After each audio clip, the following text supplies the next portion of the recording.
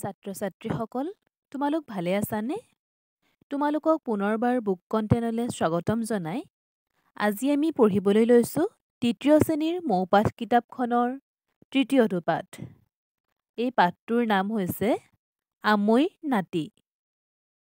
এইটো এটা কবিতা হয়। মই কবিতাটো এবাৰ পঢ়ি দিছোঁ, তোমালোকে শুনি যাবা। আমৈৰ নাতি, কবি দেৱকান্ত বৰুৱা। কাৱৈমাৰীত তাৱৈৰ ঘৰ, আমৈৰ আমগুৰিত, জীয়েকৰ নাম জেতুকী থলে পৰিল জামুগুৰিত। জীয়েকৰ হেনো ল'ৰা উপজিল, তাৱৈ আছিল হাতত, নাতি চাবলৈ আমৈয়ে আমাৰ ঢাপলি মেলিলে বাটত। জামুগুৰিৰ বাট হেৰুৱাই ওলাল চামগুৰি, আক সোধে তাক সোধে কোনেও নেচাই ঘূৰি। এতিয়া আমি কিতাপত দিয়া প্ৰশ্ন উত্তৰসমূহ চাওঁ আহা। ২ নম্বৰ ক প্ৰশ্নটো আছে, তাৱৈৰ ঘৰ ক'ত আছিল? ইয়াৰ উত্তৰ হ'ব তাৱৈৰ ঘৰ কাৱৈমাৰীত আছিল। খ প্ৰশ্নটো, তাৱৈৰ জীয়েকৰ নাম কি আছিল? ইয়াৰ উত্তৰ হ'ব তাৱৈৰ জীয়েকৰ নাম জেতুকী। গ প্ৰশ্নটো আছে, আমগুৰিত কাৰ ঘৰ আছিল? ইয়াৰ উত্তৰ হ'ব আমগুৰিত আমৈৰ ঘৰ আছিল। ঘ প্ৰশ্নটো দিছে, আমৈয়ে বাট হেৰুৱাই কি ঠাই পালেগৈ? ইয়াৰ উত্তৰ হ'ব আমৈয়ে বাট হেৰুৱাই চামগুৰি পালেগৈ। ইয়াৰ পিছত ৩ নম্বৰ প্ৰশ্নটো দিছে, খালী ঠাই পূৰ কৰা।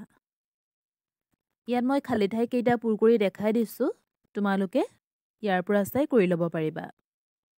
প্ৰথমটো আছিলে, কাৱৈমাৰীত তাৱৈৰ ঘৰ, আমৈৰ আমগুৰিত, জীয়েকৰ নাম জেতুকী থলে পৰিল জামুগুৰিত। ইয়াৰ পিছৰ অংশটো দিছে, জামুগুৰিৰ বাট হেৰুৱাই ওলাল চামগুৰি, আক সোধে তাক সোধে কোনেও নেচাই ঘূৰি। ৪ নম্বৰ প্ৰশ্নটো দিছে, তলৰ শব্দবোৰ ইংৰাজীত কি হয় লিখা। প্ৰথম শব্দটো আছে উপজিল। উপজিল মানে হৈছে বাৰ্থ। জীয়েক, জীয়েক শব্দৰ ইংৰাজী শব্দ হৈছে ডাটাৰ। নাতি, গ্ৰেণ্ডচাইল্ড। হাট, মাৰ্কেট। এতিয়া আমি ৫ নম্বৰ প্ৰশ্নটো চাওঁ আহা। ৫ নম্বৰ প্ৰশ্নটো দিছে, শুদ্ধ নে অশুদ্ধ লিখা। ইয়াত কেইটামান বাক্য দিয়া আছে আৰু বাক্যসমূহ চাই শুদ্ধ নে অশুদ্ধ আমি লিখিব লাগে। প্ৰথম বাক্যটো দিছে, তাৱৈৰ ঘৰ জামুগুৰিত আছিল। এইটো বাক্যটো অশুদ্ধ। ইয়াৰ শুদ্ধ বাক্যটো কি হ'ব বাৰু? ইয়াৰ শুদ্ধ বাক্যটো হ'ব তাৱৈৰ ঘৰ কাৱৈমাৰীত আছিল। খ বাক্যটো দিছে, জীয়েকৰ এটা ল'ৰা উপজিল। এইটো এটা শুদ্ধ বাক্য, গতিকে ইয়াত আমি শুদ্ধ বুলি লিখিব লাগিব। গটো আছে, আমৈৰ নাম জেতুকী আছিল। এই বাক্যটো অশুদ্ধ হয়, গতিকে আমি অশুদ্ধ বুলি লিখিব লাগিব।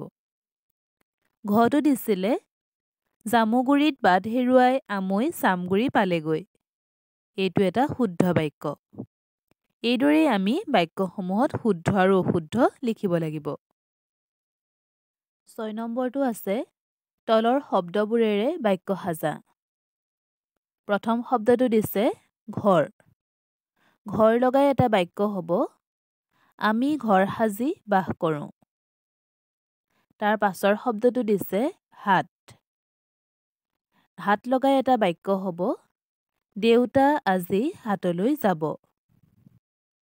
ঢাপলি। ঢাপলি লগাই এটা বাক্য হ'ব, ৰীণা পূজা চাবলৈ ঢাপলি মেলিছে। জীয়েক। জীয়েক লগাই এটা বাক্য হ'ব, ৰহিমৰ জীয়েকজনী বৰ ধুনীয়া।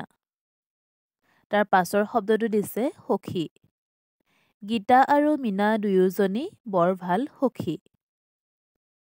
এই বাক্যসমূহৰ উপৰিও তোমালোকে নিজে সাজিও ২-এটা বাক্য লিখিবলৈ চেষ্টা কৰিবাচোন। এতিয়া আহোঁ ৭ নম্বৰ প্ৰশ্নটোলৈ। ৭ নম্বৰ প্ৰশ্নটো দিছে, তলৰ ঘৰবোৰত বিপৰীত শব্দ লিখা। মাক। মাকৰ বিপৰীত শব্দ হ'ব দেউতাক। তাৱৈ আমৈ, জীয়েক পুতেক, ল'ৰা ছোৱালী, নাতি নাতিনী, সৰু ডাঙৰ। এতিয়া আহোঁ ৮ নম্বৰ প্ৰশ্নটোলৈ। ৮ নম্বৰটো দিছে হাতৰ আখৰ লিখা। বন্ধুত্ব এটা মধুৰ শব্দ। এই বাক্যশাৰী তোমালোকে সুন্দৰ হাতৰ আখৰেৰে বহীত লিখিবা। আজিলৈ ইমানতে সামৰিছোঁ দেই। ধন্যবাদ।